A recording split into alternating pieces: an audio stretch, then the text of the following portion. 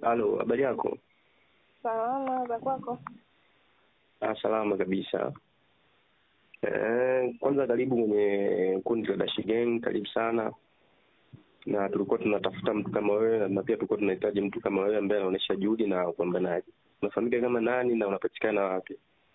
Nafahamika kama Salhat Angel, napatikana Dodoma mjini, maeneo ya Mkungu.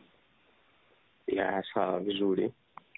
Na unajisikiaje kuwa katika familia ya Dash Gang, kujiunga na kundi la Dash Gang? Yaani unajisikia katika hali gani? Una feel nini?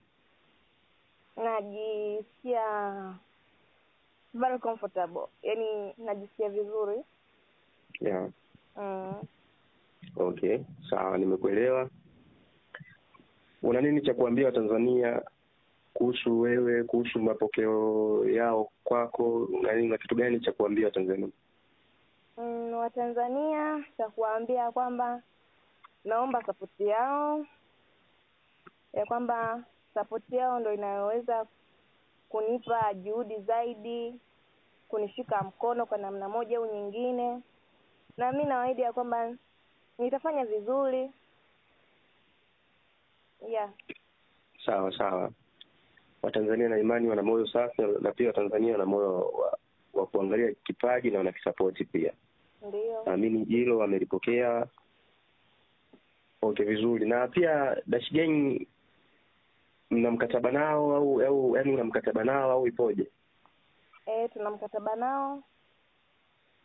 Ndio, sawa. Na pia Dash Gang inapatikana katika digital platform kama Dash Gang. Yaani popote pale utakapoenda kuandika Dash Gang unakuta, ina maana kwamba ni Dash Gang tu. Ni Dash Gang bila underscore, sio? Bila underscore wala dot what no. Ni just Dash Gang. Sawa. Na mpaka sasa hivi una mpango gani wa kuachia kazi wewe na Dash Gang? Mpango ninao na nimeanza kufanyia kazi. Ndio. Sawa, basi mimi nashukuru. Nilitamani sana watu wa Tanzania kionjo hata kidogo cha kuimba, lakini hapana. Usiwatamanishe mapema sana.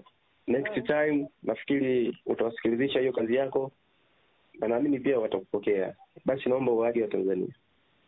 Asanteni na tutakutana tena wakati mwingine.